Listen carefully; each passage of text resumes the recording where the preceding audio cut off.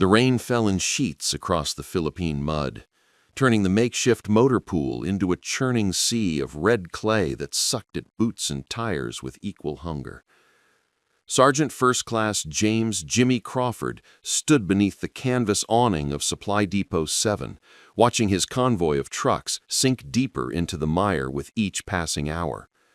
The engines were silent now, fuel tanks emptied 3 days ago, and the sound of distant artillery had grown closer with each dawn. It was September 1944, and somewhere in the jungle 20 miles north, American troops were pinned down without ammunition, without medical supplies, without food.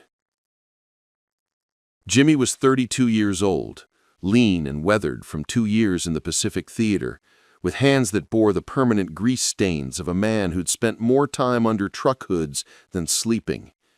His uniform was faded to near white in places, patched at the elbows, and his boots were held together more by will than stitching. He'd been a mechanic in Detroit before the war, working the night shift at a Packard plant, and he still remembered the assembly line's rhythm like a heartbeat. Now he commanded a platoon of 47 men, 36 of them black soldiers assigned to the 782nd Quartermaster Truck Company, 11 white mechanics and logistics officers, tasked with the impossible, moving 10,000 tons of supplies across terrain that swallowed vehicles whole and spat out only rust and despair. Next to him stood Corporal Marcus Bell, 24, from Harlem, who'd been a jazz pianist before the Army discovered he could navigate by stars and dead reckoning better than men with twice his training. Marcus had quick hands and quicker eyes, always seeing the path others missed, whether through Manila's bombed-out streets or the politics of a segregated military unit, where white officers sometimes forgot that respect flowed both directions. "Sarge, we got maybe 6 hours before those boys up north start using bayonets for everything," Marcus said, his voice low enough that only Jimmy could hear. "Command's talking about airdrops, but the weather's going to shit, and the Japs have been tracking our planes." Jimmy pulled a crumpled map from his jacket pocket, the paper soft as cloth from being folded and unfolded 1,000 times. Red circles marked supply depots. Blue arrows showed the theoretical supply routes. Black X's showed where those routes had been cut by enemy action, washed out by monsoons, or simply dissolved into impassable jungle. The distance from their current position to the front lines was officially 42 miles. In reality, it might as well have been 400. Behind them, the motor pool sprawled across what had once been a coconut plantation. Rows of deuce-and-a-half trucks stood in various states of repair, some on blocks with wheels missing, others gutted for parts, a few still whole but starting for fuel that hadn't arrived in 72 hours. The men of the 782nd moved between them like ghosts, checking oil levels that hadn't changed, tightening bolts that didn't need tightening, anything to keep their hands busy while their minds calculated odds that kept getting worse. Private First Class Thomas Washington crouched beside the nearest truck, his medical kit open beside him as he wrapped Corporal Eddie Chen's hand. Chen had caught it on a jagged piece of shrapnel embedded in a tire rim. Doc was 40, old for a PFC, but he'd been a medic in the Civilian Conservation Corps during the Depression, and the Army had been desperate enough to overlook his age. His voice was gentle as he worked, a Tennessee drawl that somehow made even battlefield injuries sound like minor inconveniences. "You're going to want to keep this clean, Eddie," Doc said, though both men knew that clean was a fantasy in this place, where everything was coated in mud, oil, or blood. "Infection's going to be your real enemy, not the cut itself." Eddie Chen nodded, wincing. He was one of 11 Chinese-American soldiers in the unit, assigned after someone in command decided that anyone who looked vaguely Asian might be useful for intelligence work in the Pacific. Eddie was a literature student at Berkeley before Pearl Harbor, and the irony of being sent to fight Japan, whose invasion of China had killed half his extended family, was not lost on him. He spoke 3 dialects of Chinese, passable Japanese, and English with an accent that someone had grown up in San Francisco's Chinatown. but mostly he drove trucks and fixed carburetors and tried not to think about letters from home that stopped coming 6 months ago. "Thanks, Doc," Eddie said quietly. "Think we'll get moving before they send us all to the front with rifles?" It was a real question. Everyone knew the stories. Supply units pressed into infantry service when the lines got desperate. Truck drivers handed M1 Garands and told to hold positions they'd never trained for. The 782nd had lost 3 men that way already, swallowed by the jungle during an ambush that was supposed to be light enemy resistance. Before Doc could answer, a jeep splashed through the mud, pulling up hard enough to spray red clay across Jimmy's boots. Captain Harold Breslin climbed out, his uniform somehow still crisp despite the humidity that turned everyone else into walking sweat stains. Breslin was regular Army, 38, from Virginia, and he wore his authority like armor. He'd commanded the 782nd for 8 months, and in that time he'd proven himself neither the best nor the worst of the white officers assigned to black units. He didn't actively sabotage his men, but he also didn't fight for them the way Jimmy knew some commanders did. "Sergeant Crawford, situation update," Breslin said. Not quite a question, not quite an order. Jimmy straightened. "Sir, we're at 20% fuel capacity across the fleet. We've got 18 trucks operational if we can get diesel, another 12 that could roll with parts we don't have. The northern route is still underwater, and scouts report Japanese forces have mined the coastal road. We're stuck unless something changes." Breslin's jaw tightened. He pulled off his cap, ran a hand through hair that was going gray at the temples, then put the cap back on with military precision. "Higher command wants a convoy moving north by 0600 tomorrow. General MacArthur himself is screaming about logistics failures. They're saying the Japanese are laughing at us, Crawford, laughing.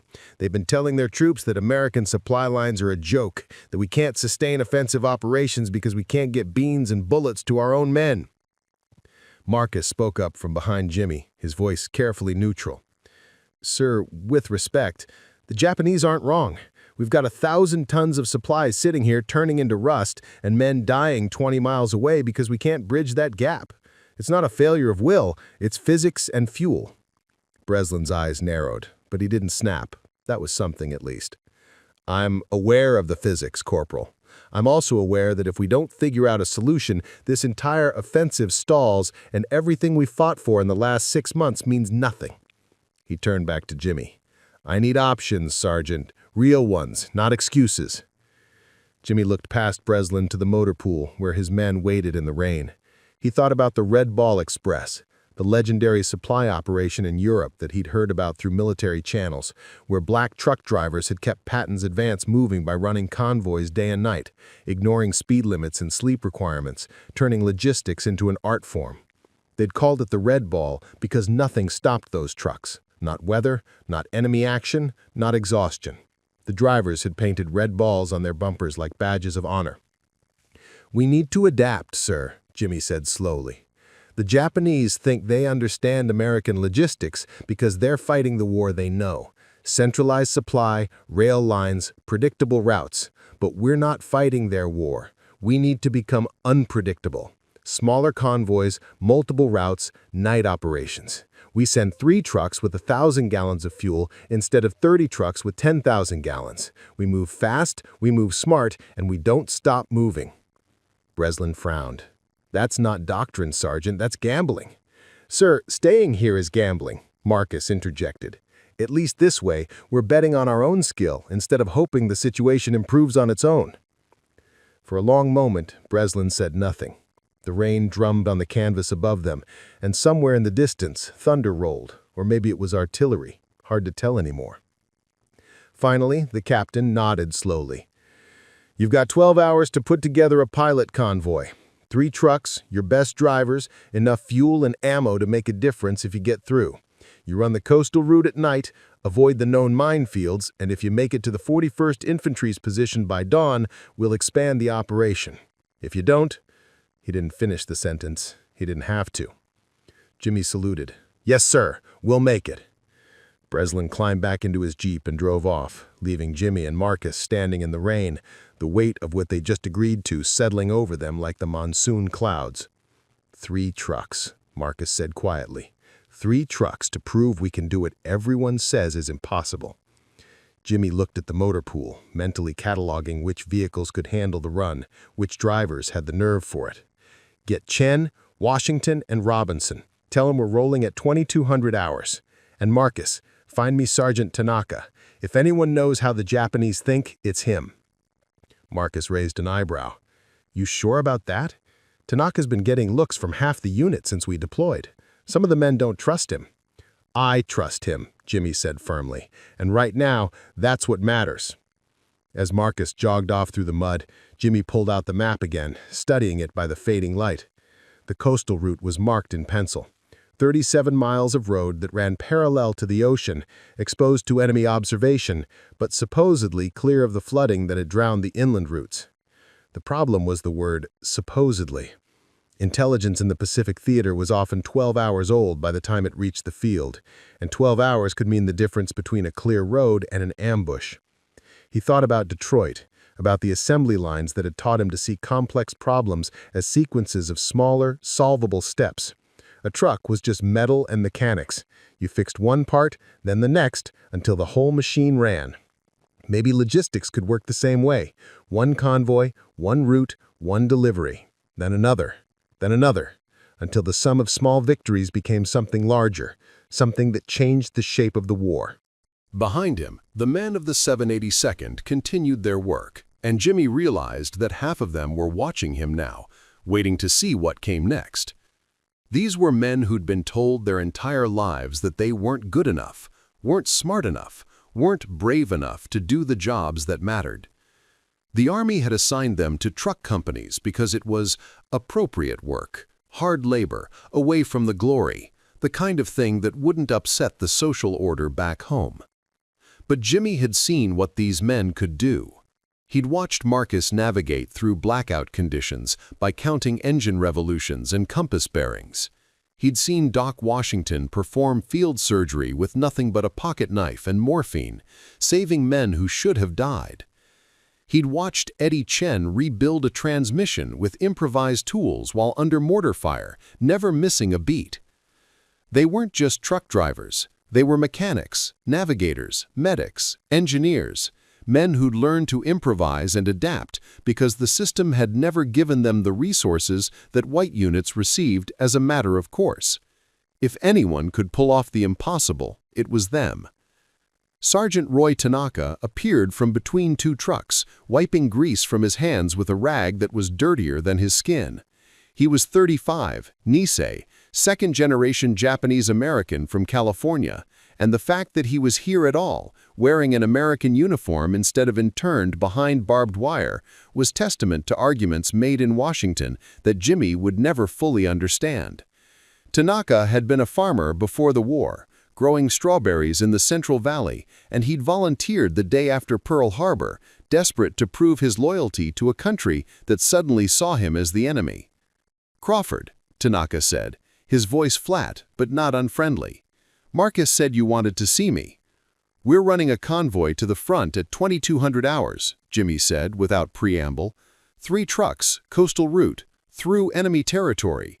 I need someone who understands how the Japanese military operates, their patrol patterns, their tactics, how they think. That's you." Tanaka's expression didn't change, but something flickered in his eyes. "You know, most of the unit doesn't want me on operations. They think I'll sabotage the mission or freeze up, or worse." "What do you think?" Jimmy asked. "I think I know more about the Imperial Japanese Army than anyone in this motor pool," Tanaka said quietly.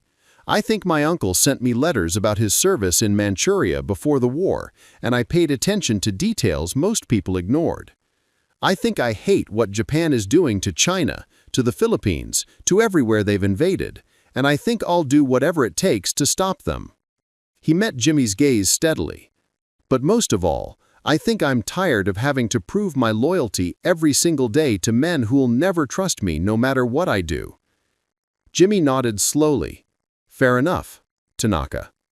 But here's the thing, I do trust you. And if we pull this off, if we prove that this kind of operation can work, it changes everything. Not just for this campaign, but for how the Army sees us, all of us. black soldiers, Japanese Americans, Chinese Americans, anyone they've decided isn't worth betting on. You in? Tanaka was quiet for a long moment, the rain pattering against his helmet. Then he extended his hand. I'm in.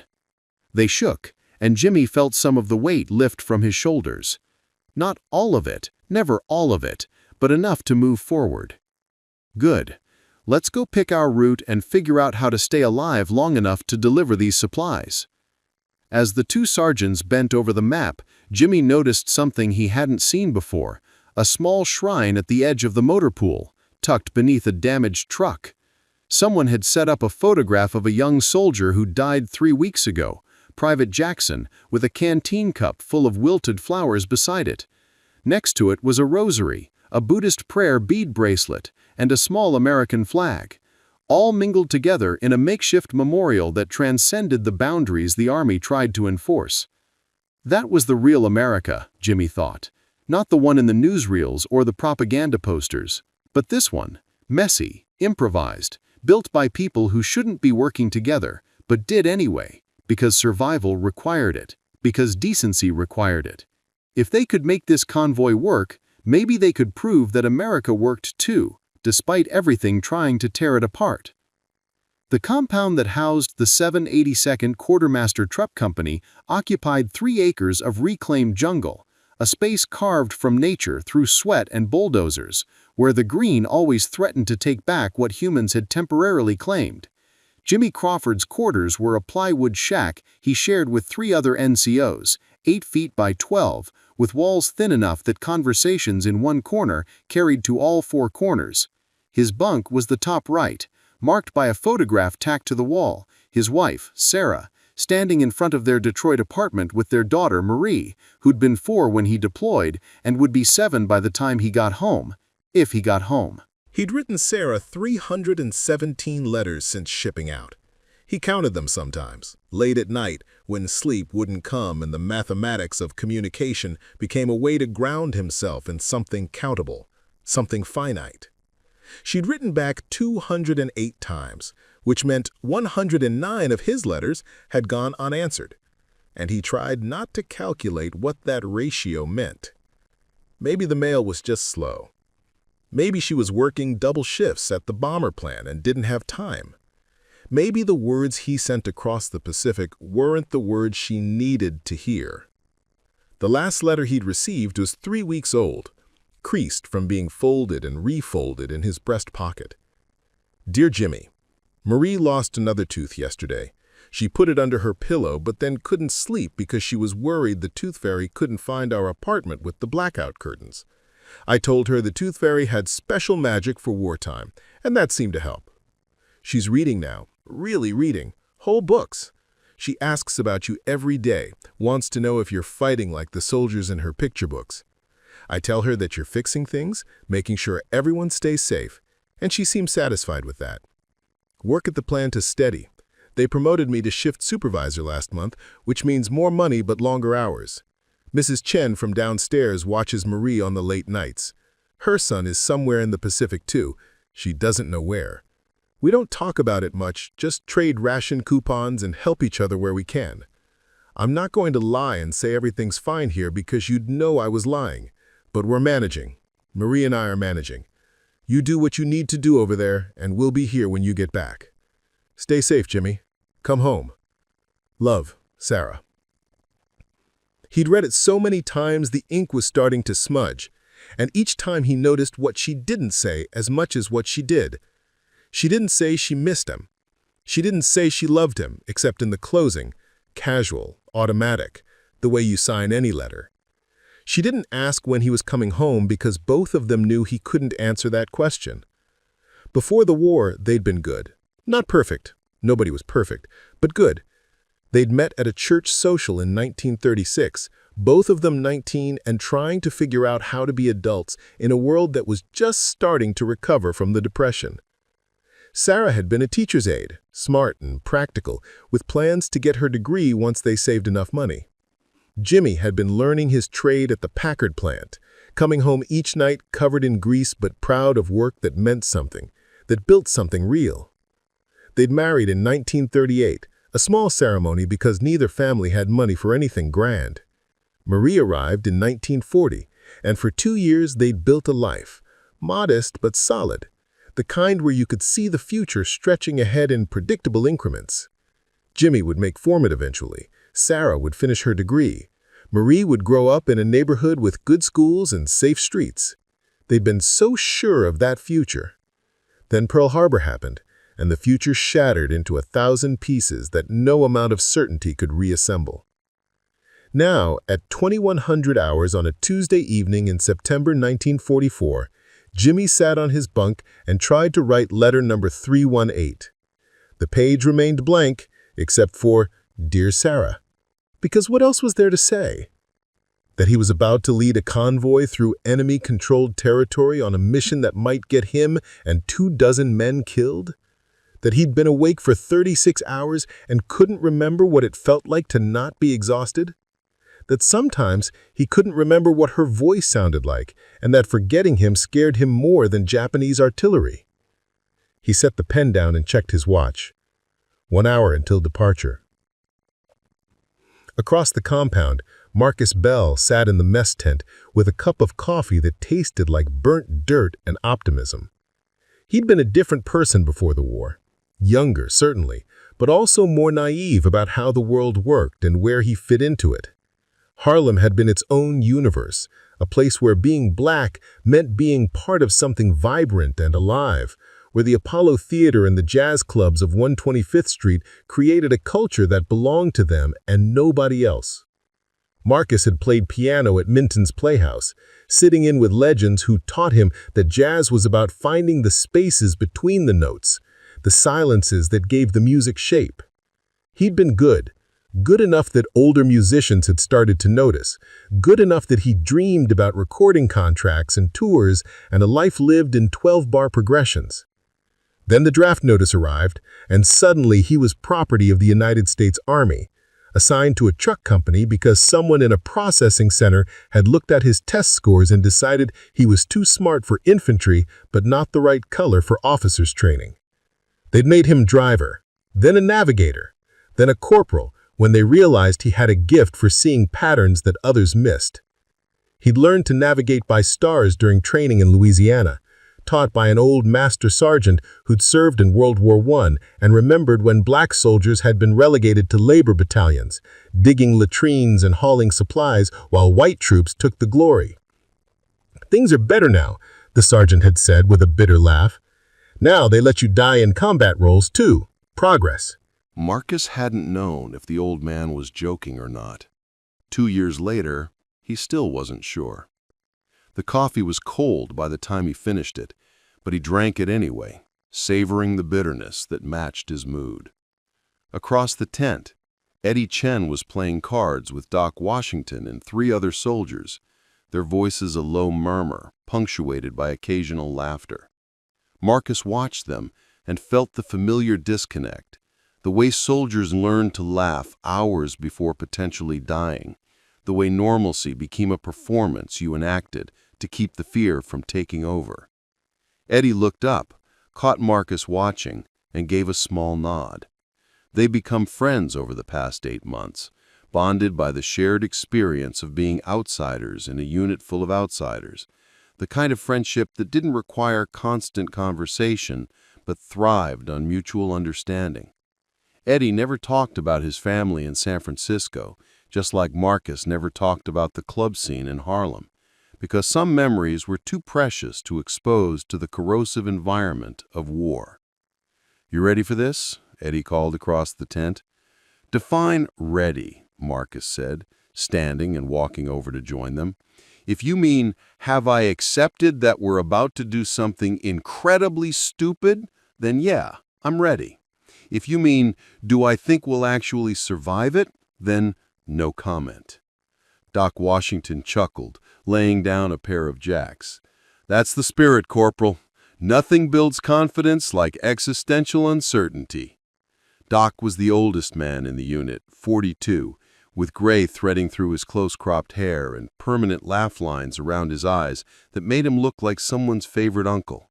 He'd joined the CCC during the Depression, when work was scarcer than hope, and he'd learned field medicine from a country doctor in Tennessee who taught him that caring for people was as much about listening as it was about stitches and bandages. The Army had tried to make him a cook when they saw his age, but Doc had fought for a medic position, arguing that he had more field experience than half the 20-year-olds they were giving medical training to. Someone had listened, or more likely someone needed bodies and didn't care where they came from, and Doc had become the unofficial conscience of the 782nd, the man people went to when they needed someone to talk to, someone who wouldn't judge. "You ready for this, Doc?" Marcus asked, pulling up a chair. Doc shrugged, his hands steady as he dealt another round. "I'm always worried. Keeps me sharp. But I figure if the good Lord wanted me dead, he's had plenty of opportunities by now, so either I'm lucky or useful. Either way, I'll take it." "That's the most optimistic fatalism I've ever heard," Eddie said, studying his cards. "Best kind there is. Lets you accept reality without drowning in it." They played in comfortable silence for a few minutes, the cards slapping against the wooden table in rhythm with the rain outside. Then, Private First Class David Robinson joined them, dropping onto the bench with the heavy sigh of a man carrying more weight than his frame suggested. David was 22 from Chicago's South Side, built like a middleweight boxer with hands that could fix anything mechanical and a mind that worked through problems with methodical precision. He'd been a machinist before the war, working for a company that made parts for elevators and industrial equipment, and he'd learned his trade from his father, who'd learned it from his father, a lineage of skilled labor that meant something in communities where skill was the only currency that couldn't be devalued by racism. David took pride in his work, the kind of pride that went bone deep, and it hurt him when white officers assumed he was just another manual laborer, someone who followed orders without understanding the engineering behind them. "Trucks are ready," David announced. "I went over every system twice. Fuel tanks full, oil checked, tires rotated, brakes tested. If something fails, it won't be because we didn't prepare." "What are our odds?" Eddie asked quietly. David met his eyes. "Mechanically, 90%, we make it. Tactically, you'd have to ask someone else. I can control what the trucks do. I can't control what the Japanese do." It was the most honest answer any of them could give, and they all knew it. The convoy would roll in an hour, and after that, all the preparation and planning would collide with reality. And reality in the Pacific Theater had a way of turning calculations into chaos. Across the compound, Sergeant Tanaka stood alone outside his quarters, smoking a cigarette and watching the clouds race across the moon. He'd been alone for most of the past 8 months. Not physically, never physically in a unit of 50 men crammed into close quarters, but alone in the way that mattered, isolated by suspicion and history and the fact that his face looked like the enemy's. Before Pearl Harbor, he'd been American, full stop, fourth-generation Californian, born in Fresno, raised on a strawberry farm that his grandfather had established in 1902 after immigrating from Hiroshima. He'd played baseball in high school, voted in every election since turning 21, and believed with the earnest certainty of the young that merit and citizenship were shields against prejudice. December 7th, 1941 had stripped away those illusions faster than you could say Executive Order 9066. Within months, his family had been forced to sell the farm for pennies on the dollar and relocate to an internment camp in Arizona, Gila River, where the temperature hit 120 degrees in summer and dust storms turned day into night. Roy had volunteered for military service before the camp gates closed behind him. His parents, desperate to prove he was loyal, desperate to believe his service would protect his family from the worst of what was coming. It hadn't. Nothing he did could protect them, but he kept serving anyway, because the alternative was admitting that his country saw him as expendable, that his loyalty meant nothing against the power of fear and racism. He'd requested assignment to the Pacific Theater specifically, asked to fight the Empire of Japan because he wanted there to be no doubt about where he stood. The irony was not lost on him, that he had to risk his life to prove he wasn't the enemy, that the government had interned his family while simultaneously asking men who looked like him to die for that same government. Some of the Nisei soldiers refused to serve unless their families were released from the camps. Roy didn't judge them for that choice, but he'd made a different calculation. He'd fight, and maybe his service would mean something when the war ended. Maybe it would make the return home easier for his parents, his younger sisters. Maybe it would prove, finally and completely, that he was American enough to belong. The cigarette burned down to his fingers, and he stubbed it out, exhaling smoke into the rain-heavy air. In the distance, he could hear the mechanics making final preparations on the convoy trucks, the sound of tools and voices carrying across the compound. He'd been assigned to the second truck, alongside 2 white soldiers from Georgia who'd made it clear they didn't want him there, who checked their equipment twice when he was nearby as if expecting him to sabotage something. Jimmy Crawford didn't treat him that way. Neither did Marcus, or Doc, or a handful of others. But Jimmy couldn't be everywhere, couldn't shield Roy from every suspicious look or muttered comment. And Roy was tired, so tired of having to be perfect, of knowing that any mistake he made would be attributed to his race, while any mistake a white soldier made would be individual failure. He'd tried explaining this to his sister Keiko in letters, tried to put words to the exhaustion of living in a state of constant vigilance, but the censors had redacted whole paragraphs, and her responses were similarly cut to ribbons, and eventually they'd both given up trying to communicate anything deeper than, "I'm alive," and "stay safe." Even that felt like more than he deserved some days.